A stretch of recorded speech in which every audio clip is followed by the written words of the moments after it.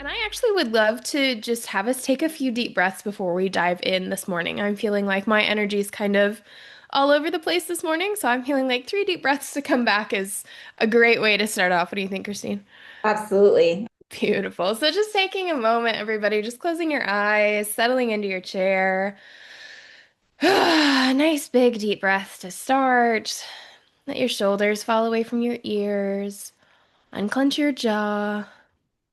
Relax the muscles in your face. Relax your eyebrows.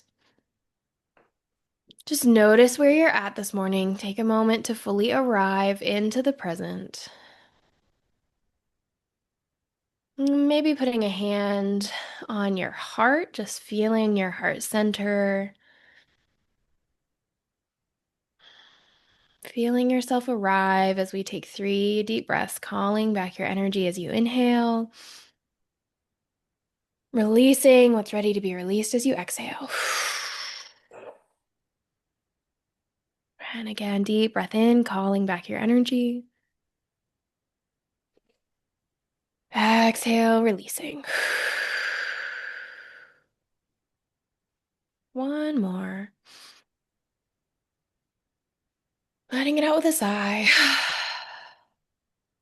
Maybe giving your body a nice little shake, little wiggle, taking any last movements or breaths that you need to open up your eyes, come back into the present, into the conversation. Feeling a little more centered and grounded now. I always like to say never underestimate the power of 3 deep breaths. Sometimes it's all we need to go from stressed to connected. Absolutely. And with that, welcome, welcome, welcome to yet another beautiful conversation. Joined with Isabel Wells. We're breathing, we're centering as we move into this conversation on self worth, identity, and moving past trauma. So I'm really love that. Thank you so much, Isabel, for guiding us through some nice deep breathing. I always feel like this is one of my core foundational activating actions, right? Like coming back to breath is huge for so many of us of how do we feel grounded? How do we feel safe? How do we feel in our bodies? Is to take those nice deep breaths. So thank you so much for guiding us in that and knowing that we've got this really beautiful conversation ahead of us. So thanks everyone for being here, for listening, for taking the time out of your day to really reflect, because this conversation is all about really that internal introspection, right? Of like, where am I being attached to certain identities? Where's my self-worth at? How am I being attached to my past trauma? Or am I really creating new possibilities with ideas for my future and my future self? And who do I want to be? And who do I want to embody? And who do I want to become? And knowing that being in the present moment, that's where the beauty arrives. So, welcome, welcome, welcome, everyone.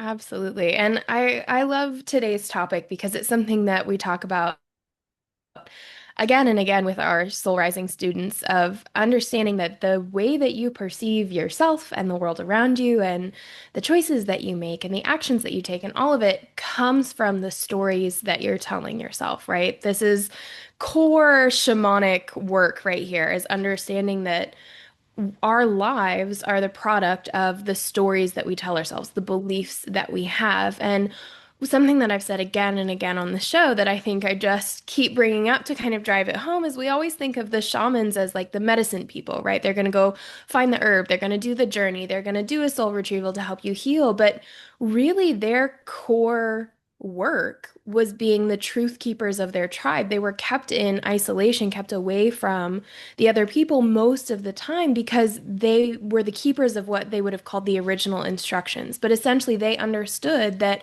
cultures, societies, our lives are built on the stories that we're telling ourselves. And when those stories stray away from the truth or they become limited or fractured in some way, we start to feel limited and fractured in some way. And so, really, what was happening when you went to see the shaman was you were sitting with someone being witnessed in the current stories you were telling yourselves, and helped to reflect on where have those stories strayed away from the truth? Where have the stories that I'm telling myself, the beliefs that I have, become broken or fractured or fragmented in some way? And what can I do to restore them to wholeness? And I think that way of looking at it really mirrors what a lot of people perceive as their healing journey, is recognizing the parts of themselves that feel broken or feel fractured in some way and finding a way to come back home to themselves. But this is I love that this is coming up right at the beginning, because this is also something that we've kind of brought up a couple times on the show now, but it's that idea of how even the story of healing can hold you back. You know, like there are times where absolutely you're doing the deep work, you have a wound come up, you're healing a trauma, and you are absolutely healing. But what we're looking at in today's conversation, especially, is when you hold on to stories for a little bit too long, when you've kind of held on to them past their sell by date, right? And I think healing is a story that so many of us hold on to for far longer than may necessarily be useful. Like, healing's never done, right? It's never like you're just one day going to be healed. It's a continuous journey. It's a spiral. That's why we talk about the shaman's ladder, that big spiral of consciousness and healing. It's never done. But when you hold on to it for years and years and years, what you're really holding on to when you keep saying, well, I'm healing, or I'm on my healing journey, or this is the focus of my life right now is healing, what you're really saying on a subconscious level is, I'm not healed yet. I'm still not enough. I'm still broken in some way. I'm still fractured in some way. And so by holding on to this story of I need to heal XYZ, we're also holding on to the story that we're in some way not enough. We're in some way insufficient. We're in some way still flawed. And I think that that very fundamental understanding really opens up for everything else that we're going to talk about today, because it's that moment where you can kind of sit back and realize, what's the story underneath the story that I'm telling? You know, because on the surface, saying I'm working on healing is a beautiful thing, right? That's like a really noble thing to be doing, having self-awareness, healing your wounds, working to get better. That's a fantastic goal. But when you're holding on to it and it becomes your identity, what you're really saying is, no matter what, all of this stuff that you've done in the past, you're still not enough, you know? Yeah. And that's where it comes down to that identity level, right? Like, am I broken? Like, what do you put at the end of I am? Right. And so there's so much to this. And what I see oftentimes in shamanic sessions is that I am unhooking people from their past identities, right? Like I see their back as like like a tag board, and all of these threads are like hooked in and pulling them into the past. Right. And so oftentimes I'm like, all right, we're going to unhook this limiting belief, and we're unhooking this story, and because it's literally energetically holding you back. It's holding you into your past. And so how can you possibly move forward into the full expansion of who you are, into your full alignment of who you could be, if you are attached to those things that happened in your past? Right. And so even though your trauma may be significant, even though things might have not gone the way you ideally wanted them to go, and the regrets that we have, right? Like all of those are stories. And when our focus is on them, AKA you have hooks in your back pulling you into the past, how can you possibly move forward quickly? Right.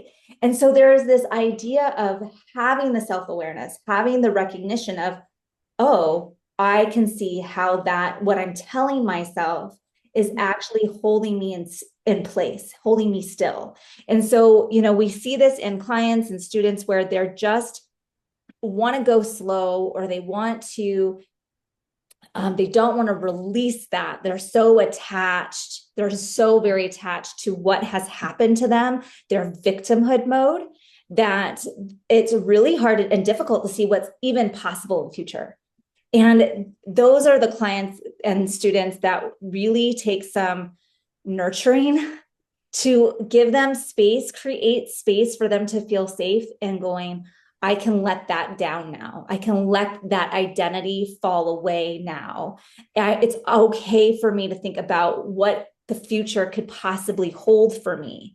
And that's a huge, huge step, because that victimhood mode is the way our society is kind of built on, right? And like keeping that in mind, like our society wants victims because they're easier to manipulate, they're easier to control, they're easier to, sell products to, right? If you think that you're ugly, it's so much easier to send you, like, sell you cosmetics or plastic surgery or whatever it is, right? And so we have this cultural conditioning to keep us feeling low because it's easier for us to be manipulated as consumers. Like, keep that in mind.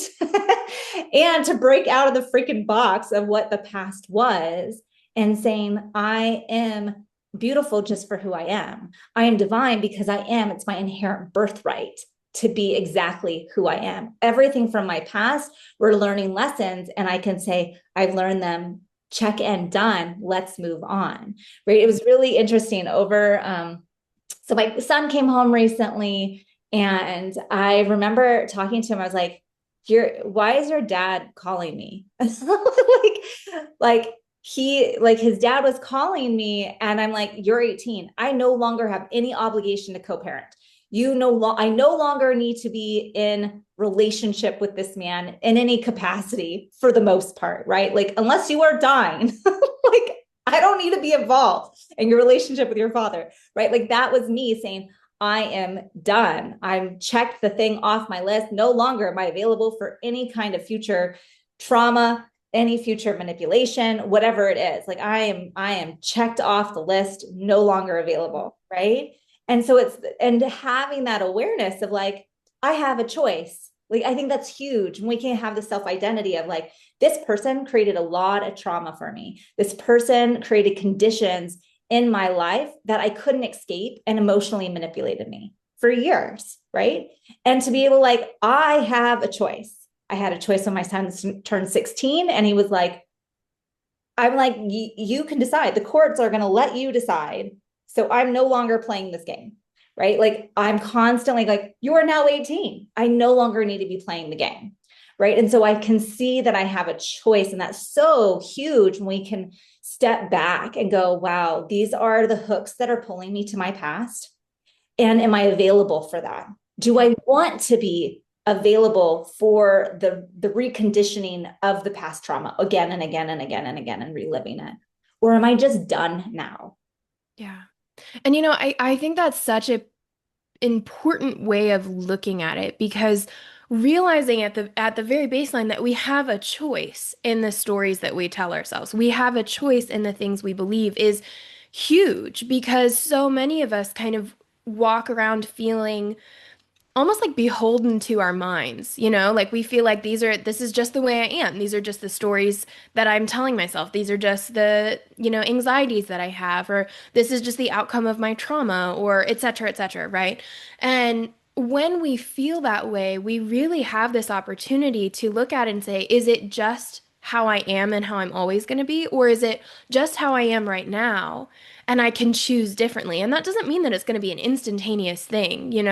It's been really interesting because as I'm coming back from Alaska, my husband and I are contemplating moving up there next year. And it's a huge change for both of us. And he's got a lot of past trauma around moving. He had some really traumatic things happen when he was in his younger years.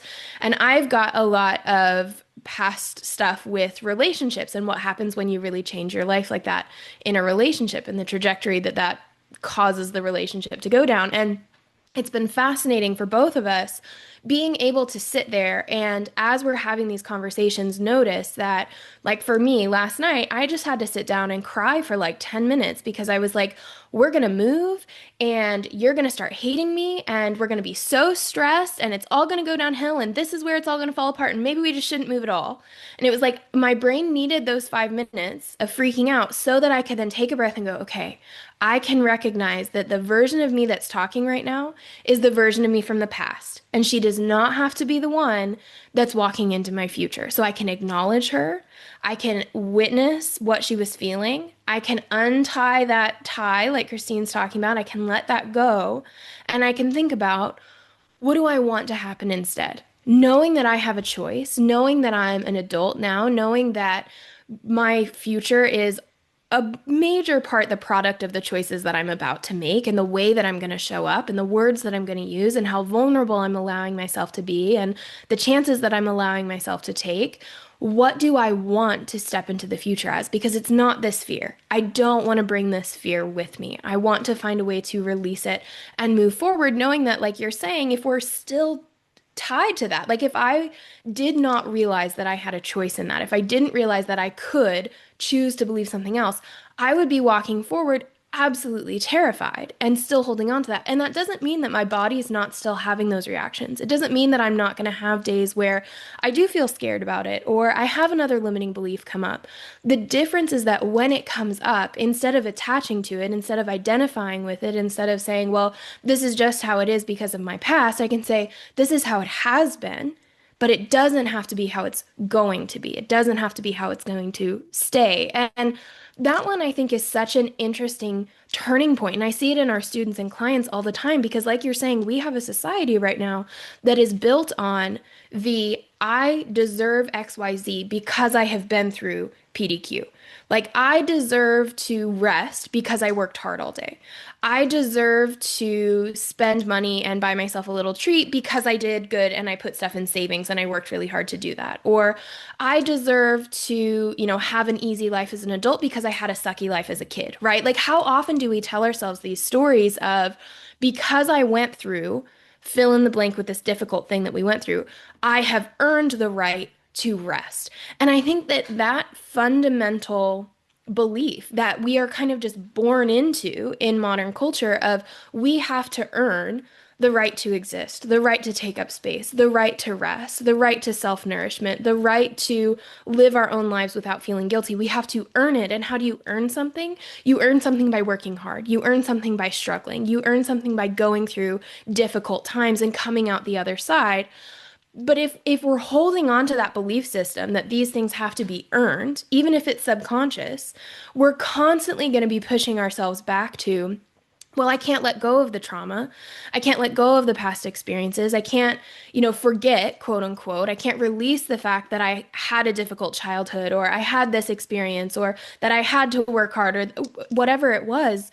When we're holding on to that, we feel like we can't let it go because as soon as we let it go, we feel like, well, now I don't deserve this thing. Because if I'm not attached to the fact that I struggled, if I'm not attached to the fact that my life was hard, then I don't deserve to rest. I haven't earned the right to take up space, to be nourished, to whatever it is. And so it becomes this really kind of dangerous seesaw where resting in the middle of that is this idea that we don't deserve or we aren't worthy of receiving unless we have somehow been wounded or struggled or whatever it is. And that I think is really part of what's at the core of why so many people, myself included sometimes, right? We're human. This is a human instinct. Because on the flip side of it, our minds are always trying to keep us safe, And so when we're talking about, well, you have a choice to choose how you want your future to look, that choice cannot come from your mind. And the reason for that is because your mind is just a data processor. That's all it is. Your mind is just storing all of your past experiences so that it can project it into the future and try and control it. So that it can say, okay, well, we made these choices in the past, or we saw these people make these choices in the past. So if we just don't make those choices, then maybe we can avoid the outcome that we want to avoid. And on the flip side of that, you mentioned regret. Regret is really just anxiety about the past. It's just your mind trying to control the past of saying, well, shit, I wish I hadn't made that choice. I'm going to make sure I don't make it in the future. It's all just ways that our mind is trying to hold on to control.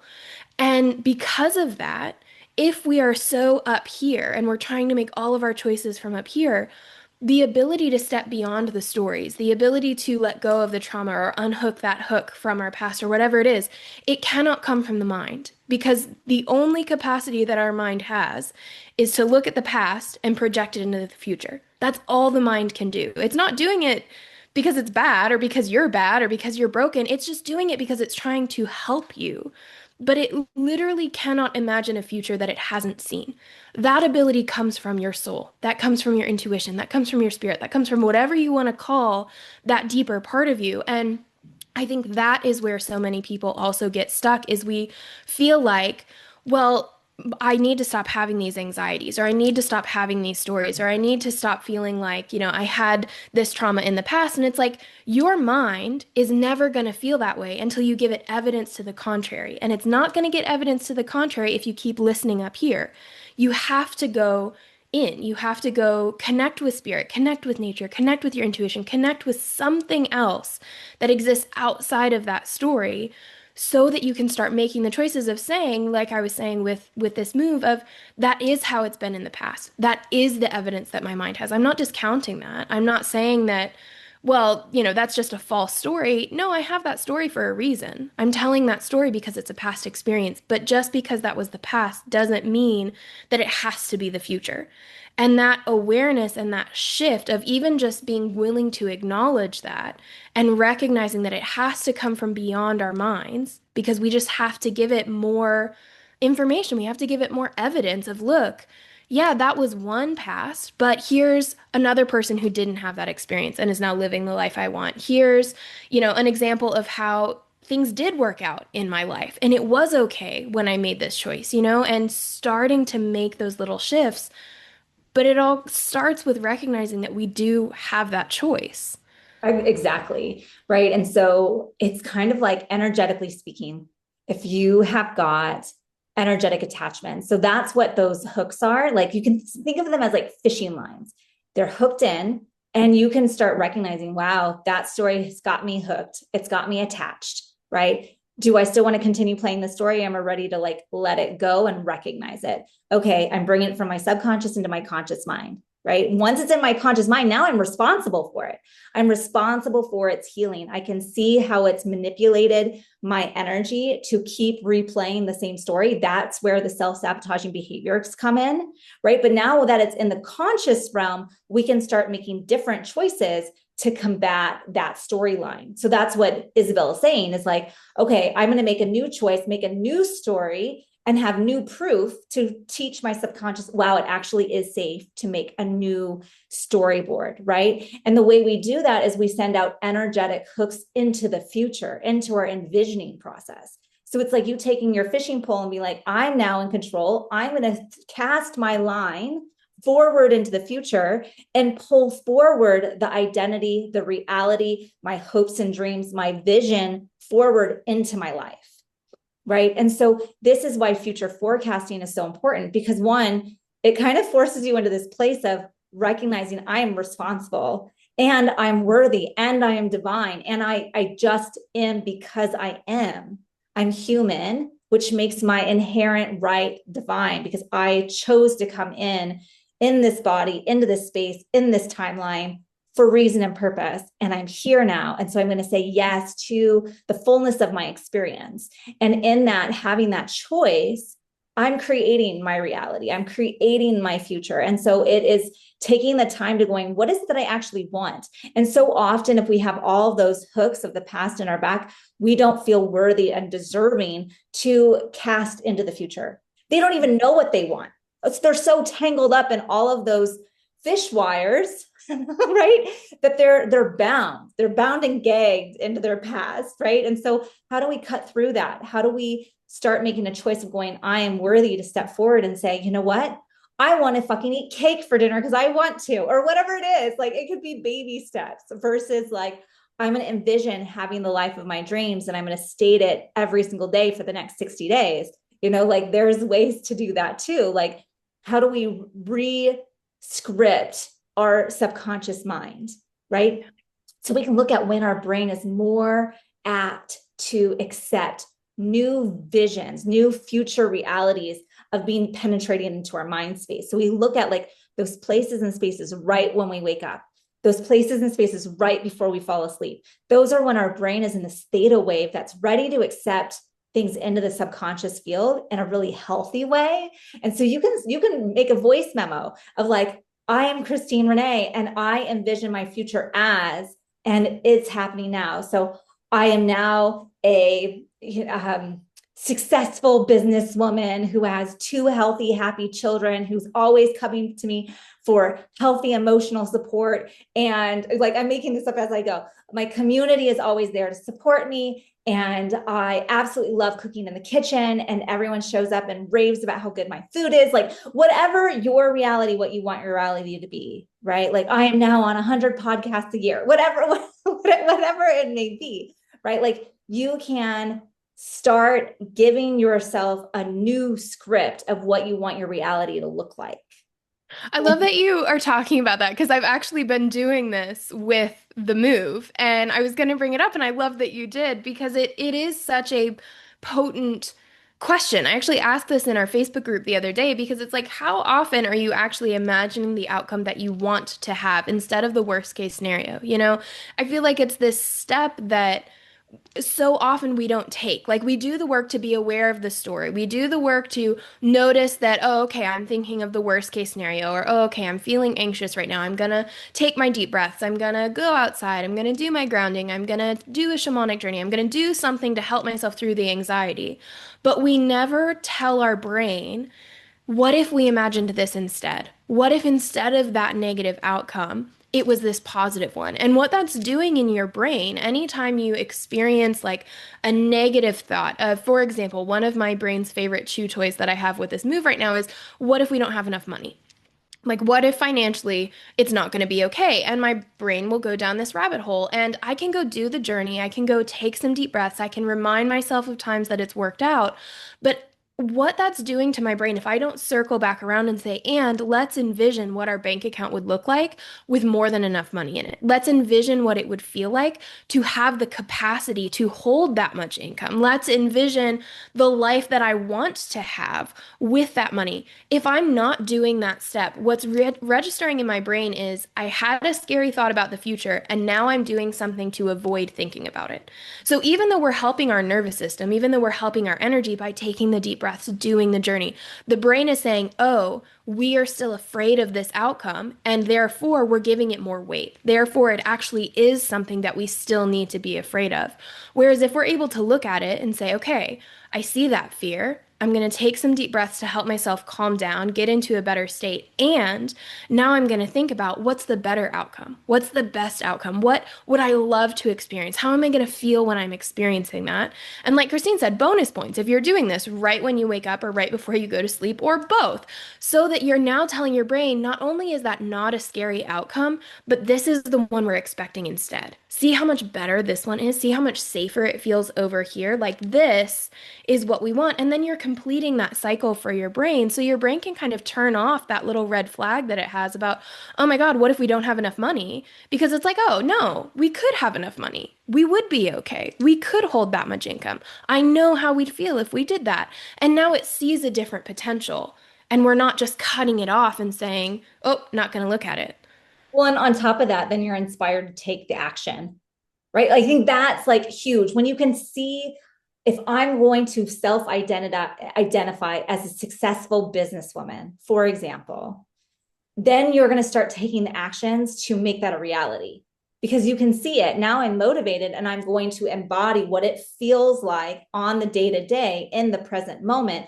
I am a successful businesswoman. So I do lives and I do podcasts and I write the emails and I check in with people and I network and I go to the things, the social events, so that I can talk about my business and where I'm going with it. And, you know, whatever it is, like you embody the future envisioning that you see, and then it becomes your reality, right? And I think this is why I love putting it in the shamanic context, right? Like I love looking at this, like, where am I placing my energy? Where is the energetic that I'm throwing out, right? So whether it's, okay, now I'm not paying attention to all of those hooks that were in me. I'm healing those scabs, those scar marks on my back of where those paths were, because I'm not giving it as much attention as I used to, right? Like you can recognize, there's a poke there, but it's not like it gets easier and easier and easier the more we can go, and I'm focusing on the future, and I'm focusing on the future, and I'm focusing on the future. And then one day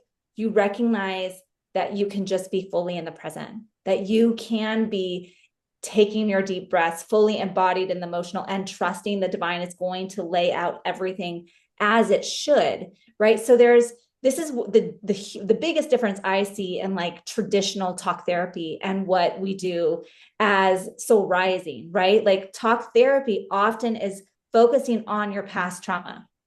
It does step one, but it misses out a lot on step two, which is where a lot of spiritual coaches come into play, which we include in soul rising, right?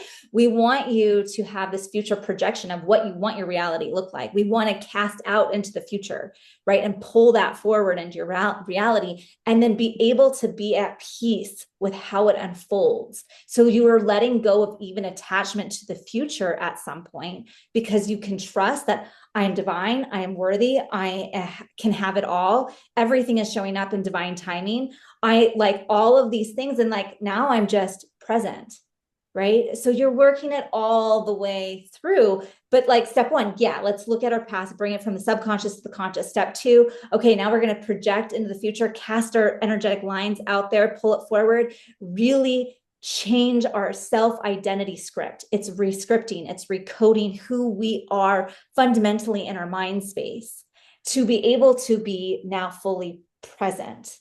And that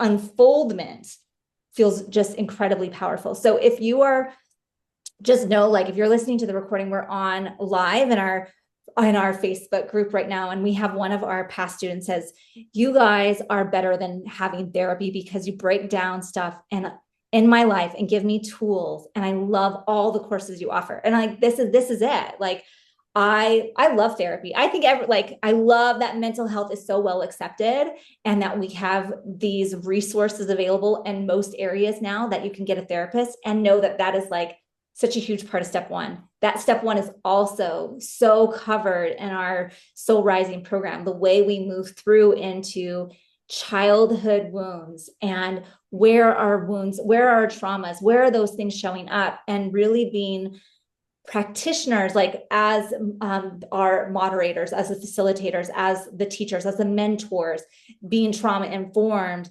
to be able to hold space for that and really give people the tools and techniques to be able to move through is huge. And I just love that that we can move through the whole process. And I just, I think about students in the past where, they especially in the money scarcity stuff, right? Like we've had students come in where they were like, I have no idea what I'm doing. I have no idea how I'm going to pay for this. I don't know how the time is going to work out. Like, I don't know.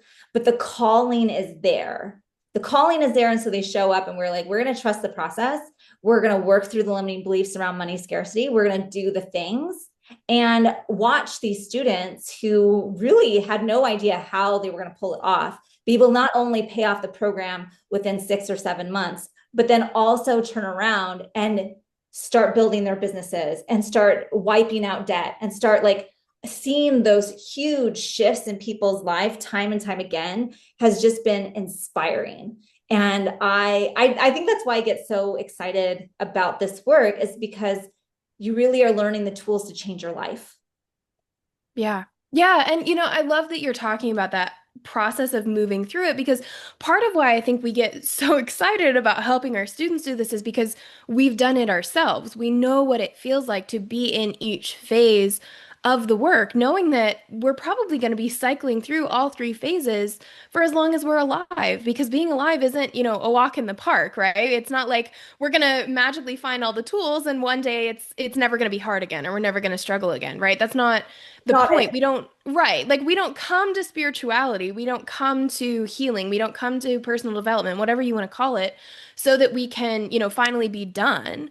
We come to this work so that we can experience that magic of being alive a little more deeply and help make those hard moments a little easier, a little more in flow, a little more grounded, right? I was watching a TV show the other day, and there was not to tie this back to religion, but there was a priest who was talking and he said, do you not find that God helps you feel stable even in the most chaotic of times, right? And I think that if we take the word God out of that, right, and we just talk about that connection to ourselves, that connection to the divine, that connection to nature, like this is why we do the work, so that even in the hard times, we can be connected, we can be stable, we can be strong, we can rest on that foundation of knowing I am supported and I am okay and it is going to work out for me and whatever that mantra is for you. And I think when we're talking about moving through those phases, one of the questions that comes up for me and for clients and students again and again is, are you holding on to the wound or are you letting it turn into a scar? Like, we're not asking you to erase your scars. We're not asking you to erase your past. You are who you are today because of your past experiences. But the question is, are you holding on to that whole of what you experienced? Or are you letting it become a scar? Are you letting it become oh yeah, one time versus I am still? And I think about this a lot in my own history. One of the things that comes to mind with moving through this and the scar versus the wound is I remember when I was really deep in my chronic health issues and I had just had to stop dancing. I had been dancing for like 18 plus years. It was my entire life.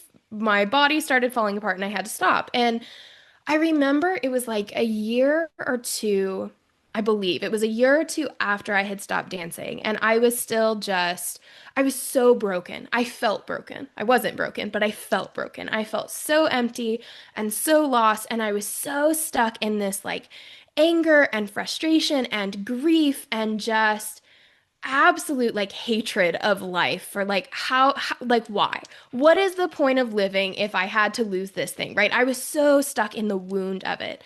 And I remember sitting with my mom in a grocery store parking lot and she was like, Isabel, you have to let yourself feel it and recognize that nothing is ever going to fill that hole. You can't keep the hole open hoping that something's going to fill its place. It's never going to. You have to let yourself feel it so that it can heal, so that you can find what's next, so that you can find the new thing that's going to happen. But if you're so busy holding on to this hole and looking in it, you're never going to be able to see what's happening outside of it. And that advice completely shifted the trajectory of the rest of my life, but especially of that healing moment, because it really was. I had spent 2 years looking at, I'm so sick and nothing's helping, and I had to give up dancing, and it's not even getting better. And now I'm depressed, and now I'm broken, and now I'm all of these things. I did that for 2 years. But what I didn't do was let myself grieve. I didn't let myself cry. I didn't let myself recognize that was really fucking hard. And I hate that I had to go through it, but I'm still here.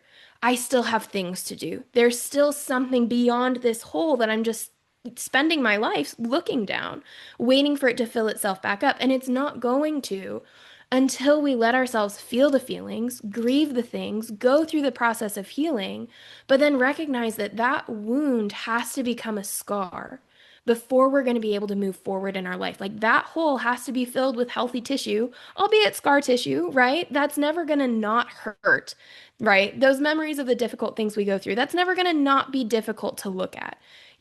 But it can become this thing where we recognize that is what allowed me to get to this next thing. It's what allowed me to move forward. But I couldn't move forward to finding Reiki, to being part of Reiki Cafe, to starting Moon Rising, to teaching the way I do today, to being married, to any of these things until I let go of holding on so tightly to this wound. And that it's so funny because I had a student tell me about a month ago that they didn't feel like I could hold space for their shadow because I was so light. Like they didn't feel like I had had enough of a traumatic experience to be able to hold space for theirs. And I have to say I took it as such a compliment because I looked at that and it was like, yeah, like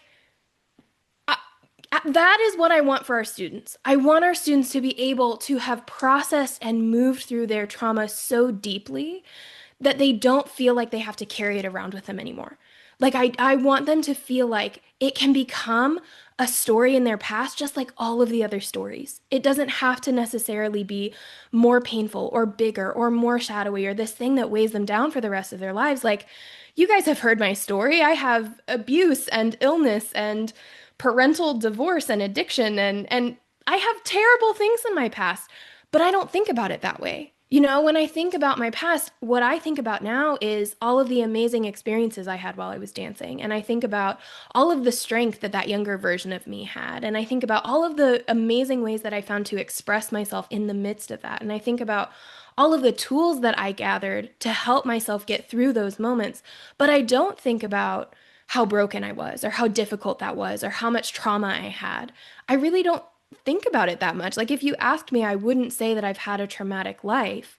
Not because I haven't had difficult things, but because I know that there is power in being able to say, that is just a past experience, like all of the other past experiences. And like all of them, whether I at the time called them good or bad or neutral, they all contributed to who I am today. And who I am becoming, I need to stop looking down that hole so that I can look up and see all of the possibilities that are existing beyond those stories, you know? And it's like, that like if all of our students had that takeaway of like I feel so light and free from that past that it's like never even had that trauma, that would be incredible, you know? And I think it goes back to what we were talking about earlier of this story that we have to hold on to that identity of being a survivor or being, you know, having gotten through this trauma. And there is such power in those identities when you need them. You know, that I am not saying that there is, I have definitely at times in my life identified as a survivor,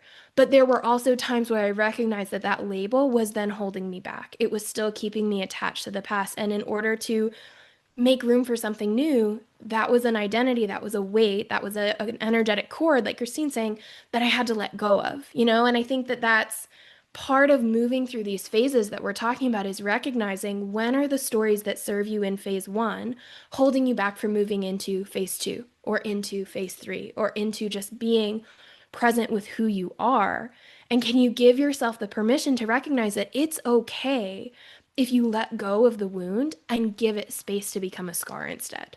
Right. And just noticing those word shifts, right? Like going from survivor to thriver, going from I've got wounds to scars, right? Like there's even a shift that we can make in our day-to-day language that's going to set you up for letting go of those attachments, right? And it's knowing that you're worthy of it. I think that it so much comes down to knowing that you are worthy of making the shift. You are worthy to shift out of victimhood, to shift out of your trauma, to shift out of and have the life of your dreams, right? Like, I think that there's so much culturally that says you have to work hard for money or you're not deserving or whatever it is to keep you small. And what if you were the grandest version of who you are? What if you were embodied in your higher self all the time and made choices from that very deep, soulful, intuitive space? What if your world didn't have a lot of fear and you just trusted, I know, that it's all going to work out for my highest good. Whatever is meant for me will come to me. Whatever belongs to me will be returned to me. Like all of this, right? And so this is where we are calling in our power. I call back my power from every person, place, thing, time, and dimension, right? Like there's a reason why in Soul Rising, in our work as shamanic practitioners, that we utilize sovereignty statements. How am I fully sovereign? How am I fully responsible for my energy? And I call my power back, because when you are fully you are saying, no longer can I be abused. No longer can I be inflicted upon with someone else's insults, because they just bounce off. Like, I think this is something that I had to work through as I grew my company, right? Like, we have a 6-figure business. We don't have a lot of haters, but every once in a while, right? Like every once in a while, there's someone out there who's going to throw some hate, and it doesn't matter. Like, I'm like, oh, that's cute. They're the ones who are wounded, that they're still focusing on their wounds and projecting, right? And so you come into this place of like, if negative energy comes at you, your auric field, your energy field is so strong that if I had a bunch of limiting beliefs, like I'm not doing enough, I'm not good enough, no one's going to love me, I'm like, if I had that spiraling and someone's negative comment came through on a DM or on a post or whatever it was, or a phone call, it's going to ride in on that energetic auric field soft spot, that weak point, right? And hit me. But because we've done this work, because we have come into, I am worthy of all that I am divine because I am. And that auric field is like a force field around you, protecting you from that negative energy coming in. This isn't about toxic positivity. Go listen to last week's, right? Like, this is about, I've done the work. I know who I am. So if someone calls you out and say, that's not who you are, you're like, well, that's your problem. That's you projecting. That is not my problem, right? You let it go. You move on. And I think there's an aspect of this too, in that it is so powerful understanding those soft spots and how we make our auric field strong. And one of the things that I think we forget about sometimes when we're talking about healing trauma or letting go of the stories or whatever it is we hold on to the stories we hold on to because we're benefiting from them in some way, you know? And a lot of times what happens is we hold on to this story about how much I've been through, or that I am a survivor, or I have this huge shadow, or whatever it is, like this, we hold on to that wound because somewhere in the back of our minds we're thinking, well, if I'm showing my pain instead of the scar, then people will feel bad for me and they'll be kinder. Or other people won't judge me for enjoying my life because I've earned it because I've suffered. Or, if I'm holding on to this, then whatever happens in the future won't be as hard because I'm already hurting. That was a big one for me of like, if I just hold on to the trauma and I hold on to the pain, then whatever comes at me in the future is not going to be as bad because like been there, done that, like that was a big one. And so looking at on the flip side of that, like what are the stories and why are you holding on to the struggles or the stories that you are? Like, what is it giving you? What kind of feeling of strength or control or immunity or deservingness or what is that giving you? Because that ability to, like, let's say, for example, with me, just to make it a little more personal and kind of click in place of like when I was holding on to that story of I'm so sick and life took away the one thing that I love, so I'm not even going to try anymore. Like I'm just going to stay hurting because then whatever happens in the future won't hurt as bad because this is as bad as it's going to get. When I was holding on to that story, what it gave me was kind of this false protection on my energy field of feeling like, well, nothing else can hurt me as bad as this did. So I felt a little more protected. My energy felt like it had a little bit of a shield around it, but really it was like cardboard. It was so flimsy because it was built on fear and it was built on pain and it was built on this wound.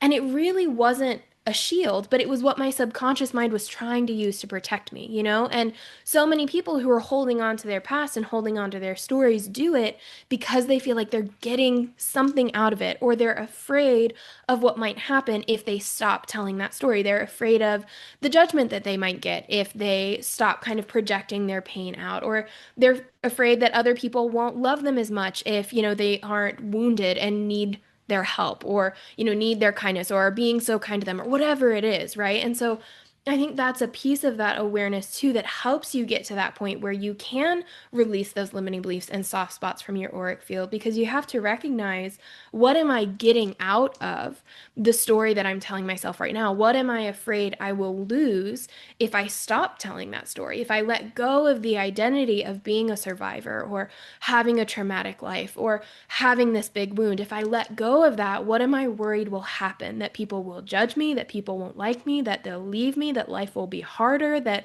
what is it? And when you can look at that and recognize that, it's another chance for you to again make that choice and say, do I really want to hold on to this pain so that future pains will feel less bad? Because what I'm really saying is I'm just going to keep myself in pain for my entire life so that, it might not be ups and downs, but at least it'll be a steady level of pain, is kind of the story that I had. Like that makes, when you look at it, no cognitive sense. That makes no sense whatsoever. But until you are able to look at the story and look at the benefit that you're getting from it, or the benefit that your mind thinks you're getting from holding on to that, you're never going to be able to see that loophole, that little like spiral that your mind has built that's keeping you stuck. But once you do, you can look at it and say, well, that's ridiculous. Like, I don't want to live my life in pain. It's inevitable that something's going to happen in the future, right? But that doesn't mean that I have to hold on to this now. And so I can let that go. And in letting it go, that's where your auric field actually becomes stronger. That's where you actually release that weak point because you're not holding on to this subconscious feeling or this fear of pain or judgment or loss or whatever it is. You've let it go. And that's what actually strengthens your auric field. Right. It's like if someone throws a projection of their trauma on you, you then energetically agree with it, right? If you haven't done the work, if you haven't done the healing work, if your auric field isn't strong, you would energetically agree and be like, yeah, I am a horrible person or whatever it may be. And you take the hit, right? And because you're holding up the cardboard shield instead of actually doing the work to make your auric field strong. And so I absolutely love where all of this ties together. Like there's the places and spaces inside Soul Rising where we're working on the limiting beliefs, we're working on our childhood wounds, we're working on understanding the benefit of having our limiting beliefs. We're working on how do we see ourselves from new, different angles? How do we re-script our life? Like, how do we build up our self-confidence, our self-worth throughout the program? Why? Because it's set up over 4 months to have 1 month as each chakra, right? And so we're going to move through root up to heart, right? Because this is where the work is. And it's all intertwined, right? Like, I remember many, many years ago where I was like, I'm just going to teach shamanic journey work. I'm just going to do a little 6-week class and teach people how to shamanic journey, and it's going to be lovely. And it had so many downfalls to it, right? Because people were getting in their own way.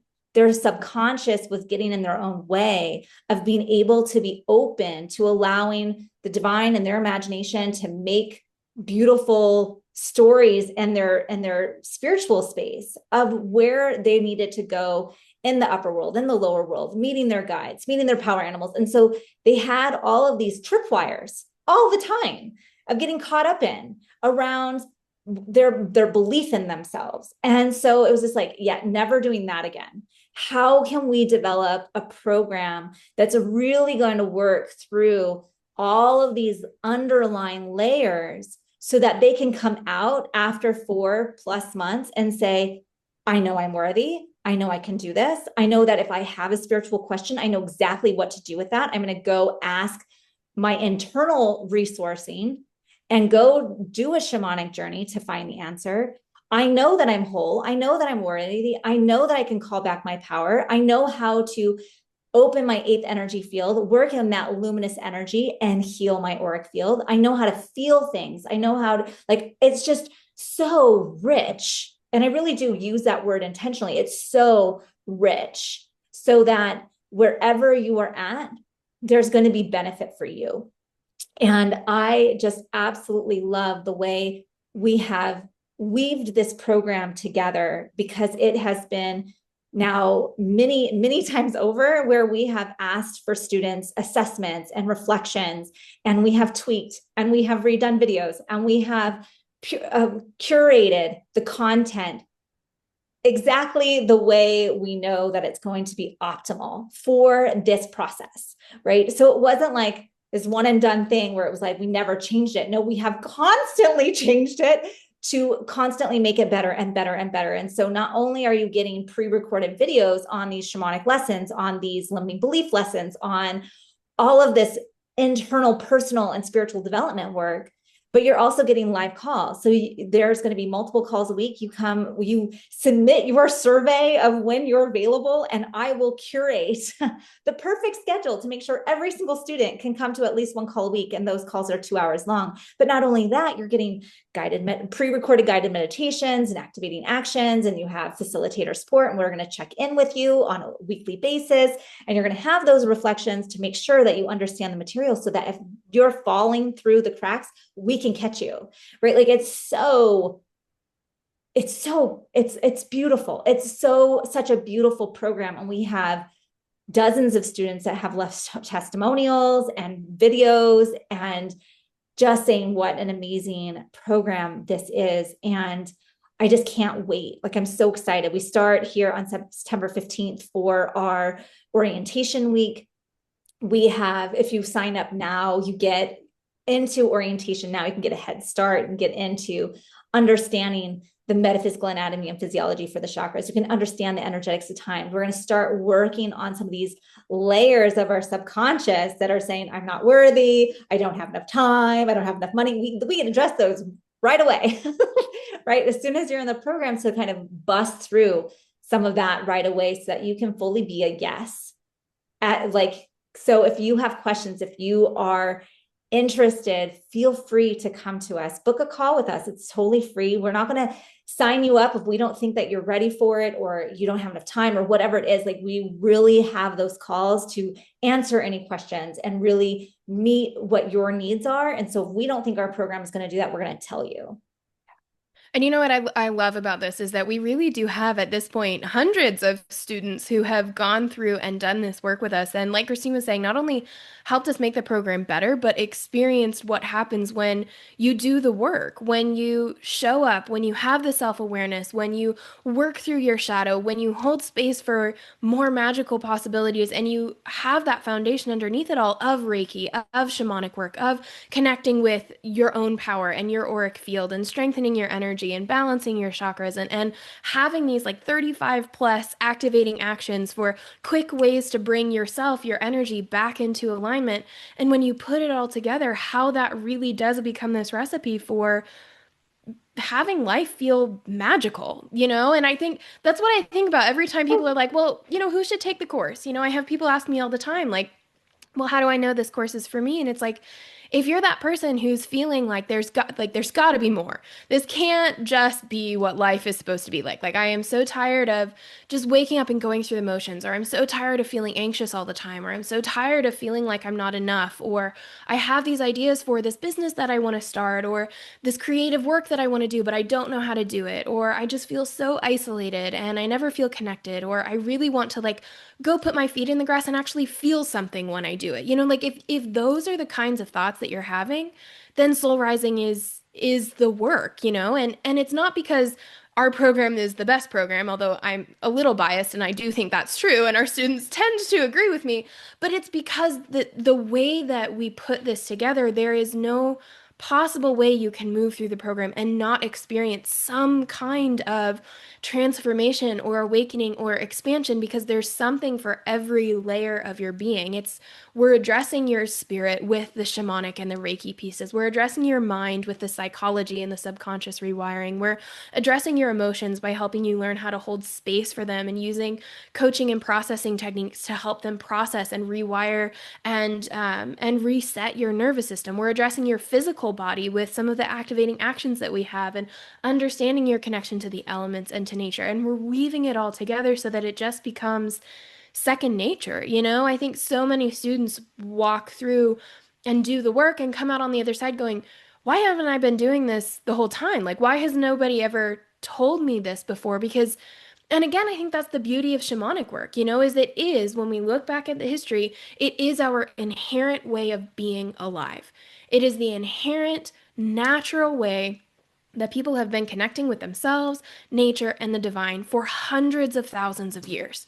And when we can reawaken that knowledge in the present, it's like coming home to yourself. It's like coming home to this way of living that does feel fulfilling and that does feel magical and that does feel like it holds space for all of you, not just the joyful, perfect, shiny parts, but also the heavy and the sad and the angry and the anxious and the all of it. Like being able to recognize the beauty of all of that and work through it and reclaim your power and know that you're worthy in all of those states and have the tools and have the ability to just look at the world around you and say, yeah, I love it here.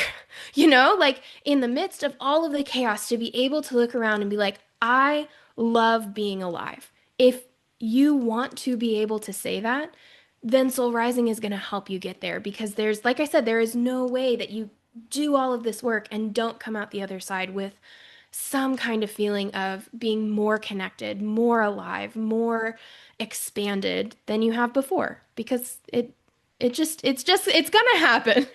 Yeah. And it's really lovely to see people who have been in the Reiki world for 20 plus years. They've like, there's brand new people who have been dabbling in energy work and they need mentorship, like in everything in between. It's a lovely place to come. So there isn't judgment. If you have been doing work and you are making your own progress and you just need a deep dive, right? Like we have plenty of people who come to this program who have done mediumship work, who have done Reiki training for years and years, and now are Reiki teachers, right? Like, and we have people who are just getting started and be like, I just came to the awareness of shamanism and I want to learn more. And so anywhere, any part of your spiritual journey where this is resonating for you, you're welcome. Right. And I want to like emphasize, like, you are welcome to come into the space, regardless of your background and history. And we know that the program itself, in and of itself, is going to give you the things that you need, whether that is from your students or from Earth or from the divine or from the videos or from mentorship or wherever it's going to come. You're going to receive exactly what you need out of this program. And that's part of the intention. Like, people will sign up for the course and then call me a few days later and like, I've been crying for 3 days. I'm like, yeah. We're already in the container of the work and we're starting to shed some of those layers. So you really start to feel that shift, that bridge happening as soon as you say yes. And things are going to start shifting in your life. And it's always just amazing and beautiful to watch the process. So if you're interested, yes, we have decided that early bird will be extended for 1 more week. And you can book a call to lock in that price. If you have questions, feel free to reach out to us. We are here for you to answer any questions. And we're getting started soon. It's just a couple weeks away. And I'm just like, I'm so excited. Yes. We are so excited. Orientation classes start September 15th, but enrollment is open until September 21st. So if you are interested, send us a message, get on a free call with us, ask questions on this post or send us an email or whatever it is. Just connect with us, check out the sales page, see if this is right for you. If you feel the call, let's talk about it. Let's see if this is meant for you. And we can't wait to see you in the program. We already have so many amazing individuals enrolled for this fall class, and I am so excited to get started. Absolutely. Absolutely. I'm just absolutely thrilled. So with that, I'm so grateful for you taking the time out of your day, and may the whispers of wisdom rising from within awaken you.